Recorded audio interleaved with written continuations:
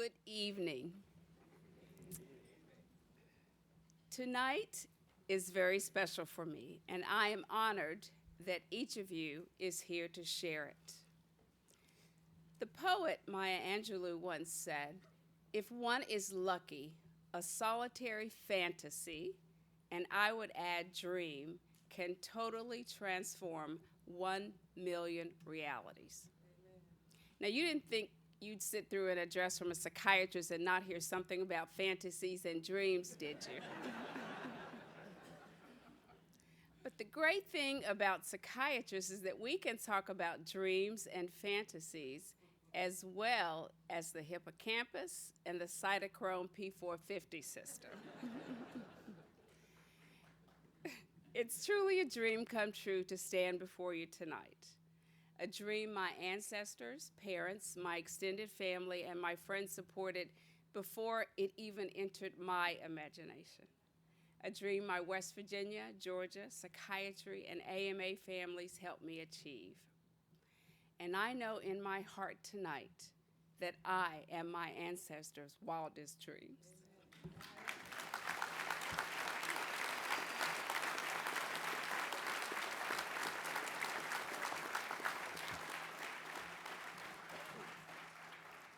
I would like to thank my parents, Barbara and Titus Harris, my fierce protector, Anthony, the Harrison Smith families, the Barron Singley Williams families, and the Clark Brody family, my sorority sisters of Alpha Kappa Alpha sorority, my WVU and West Virginia friends, my AT aliens and Georgians who are here tonight, and AMA management and staff.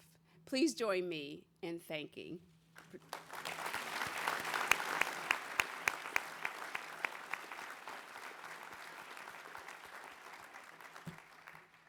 I'd also like to recognize two others who broke barriers in our organization.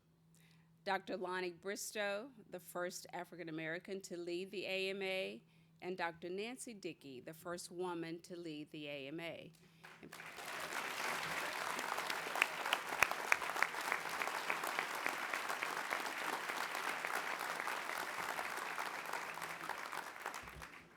So if you hadn't guessed already, I've chosen as the theme of my inauguration, "From Many Families, One." Now, each of our families, whether composed of relatives, friends, or colleagues, has something to teach us, and mine have been no different.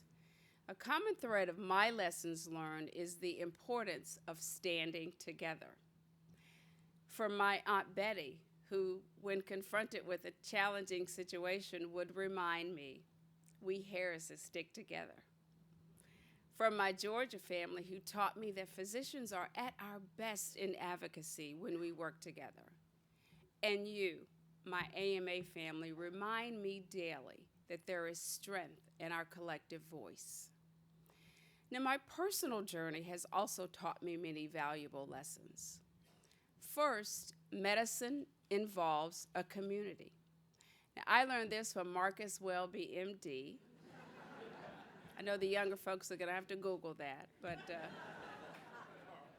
a fictional television doctor from the 1970s who actually inspired me to become a physician. Dr. Welby not only cared for his patients inside the exam room, but he cared about their lives, their families, and their communities. Another lesson, medicine relies on teamwork. I learned this as a medical student in the emergency department, holding a woman's hand in my heart, holding a woman's heart in my hand as a member of the on-call trauma team, and we were working to keep her heart beating after a motor vehicle accident. Medicine needs a broad perspective. From my work with patients who've been abused, neglected, diagnosed with a mental illness, subjected to childhood trauma, my patients who are homeless or unemployed, I learned that often overlooked health determinants have an effect on one's health over a lifetime. Medicine needs allies. I've learned the critical importance of creating partnerships with legislators, community-based organizations, and the business community, and the impact of those partnerships on patient health. And finally, medicine's future needs leadership. It needs us, the AMA, to lead the way. Last month, I gave the commencement address at the Morehouse School of Medicine, and there I saw the future. I saw our brilliant and highly motivated future colleagues who cannot wait to stand where we are and who are counting on us to lead before we pass the baton. Our personal journeys inform the people we become. And just as I am the sum of my parts, an African American woman, a psychiatrist, a child from the heart of coal country, so each of you is the sum of your parts, where you came from, your specialty, and your experiences. Our diversity is the source of our strength as we face medicine's most daunting challenges. From geography to specialty to age and gender, our uniquely lived experiences shape who we are as people and as physicians. Now, while we have many differences at the AMA, we have this common goal. Through this great organization, we believe we can uplift our profession. We believe we can improve care for all of our 300+ million fellow Americans. And we believe we can stand as leaders in healthcare across the globe. So lead we must, and lead we will. But our core values, access to healthcare for all, diversity and inclusion, the primacy of the patient-physician relationship, the advancement of science and public health, these core values will not be a part of the healthcare landscape unless we ensure that they are. Over our 172-year history as an organization, we have faced many challenges, and we are all too well aware of what we face today. While the Affordable Care Act brought coverage to millions of Americans, millions still lack coverage, and we know there are those who want to roll back the gains we've made.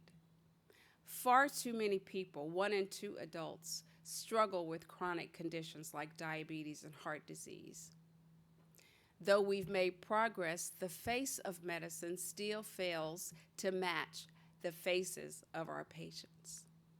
People living in rural areas too often have to drive hundreds of miles to the nearest physician or hospital. Overdoses continue to outpace other causes of premature death and wreak havoc on our communities. Our young people are subject to the dangers of e-cigarette use at epidemic levels, and pharmaceutical prices continue to soar. But I see these not as intractable problems, but as intractable opportunities. Opportunities that we as physicians fully embrace.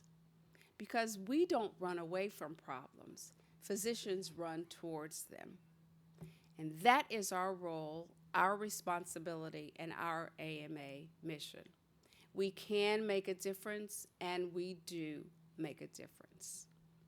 Our formula for success: community, teamwork, a broad perspective, professional allies, and a willingness to lead.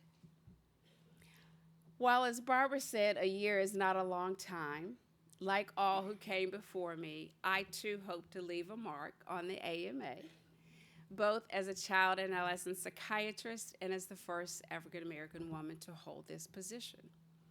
And so when I look back on my time as president, I hope to say, we turned the promise of parity for mental health into reality.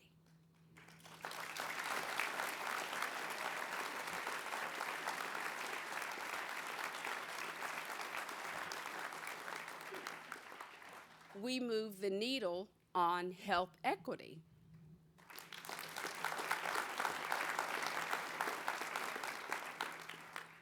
We reformed prior authorization so that more patients could get the right care at the right time.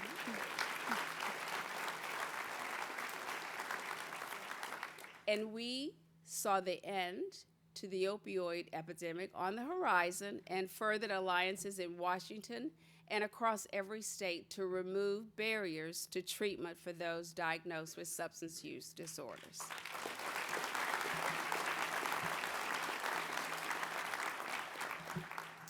One of my favorite poems about leadership was written by Mary Lou Anderson, and she wrote, "Leaders are called to stand in that lonely place between the no longer and the not yet, and intentionally make decisions that will bind, forge, move, and create history." When it comes to health equity, to mental health, and to many other issues, medicine is in that lonely place between the no longer and the not yet, and we must act intentionally to move forward. We are no longer at a place where those with mental illness and addiction are hidden and ignored, but we are not yet at a place where mental disorders are viewed without stigma and truly integrated into health care. We are no longer at a place where we can tolerate the disparities that plague communities of color, women, and the LGBTQ community. But we are not yet at a place where health equity is achieved in those communities, and not yet at a place where women can live with confidence that we are firmly in charge of our own medical decisions.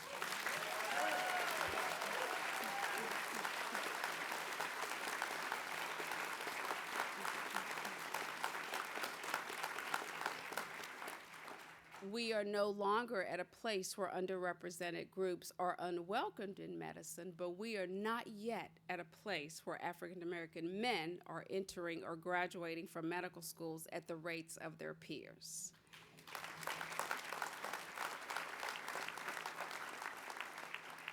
We are no longer at a place where we can tolerate bureaucratic government and payer requirements that add to the cost of care without increasing value, but not yet at a place where we have eliminated unnecessary regulations and can truly focus on care.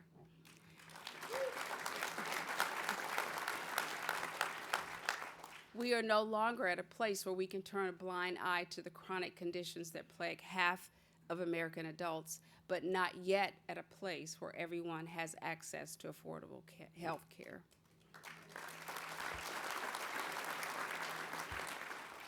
So, colleagues, as medicine's leaders, we all need to stand in those sometimes lonely places and make decisions now that will move us forward to a future we help create. So I ask you to join me in taking the next step of leadership and intentionally make decisions that will bind, forge, move, and create history. The AMA has led the way on numerous public health advances throughout our history. So let us commit tonight to move medicine forward again this year. And we state emphatically that health in all its dimensions is a basic human right.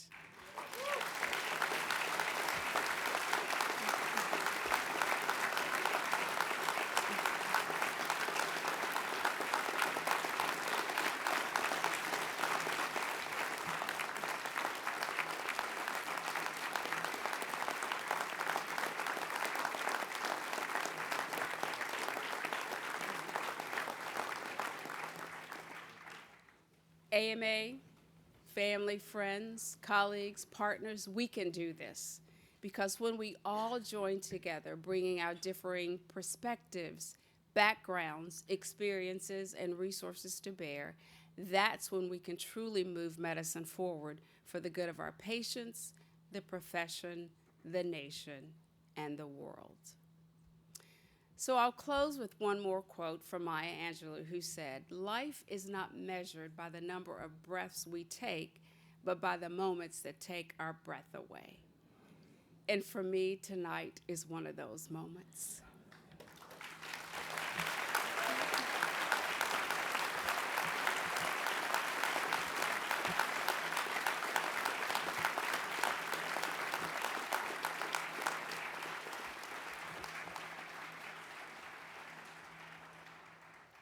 I am honored that each of you is here to share it with me and by the trust you have placed in me. I can promise you that the legacy of the AMA will be in good hands as we work together to transform 1 million realities.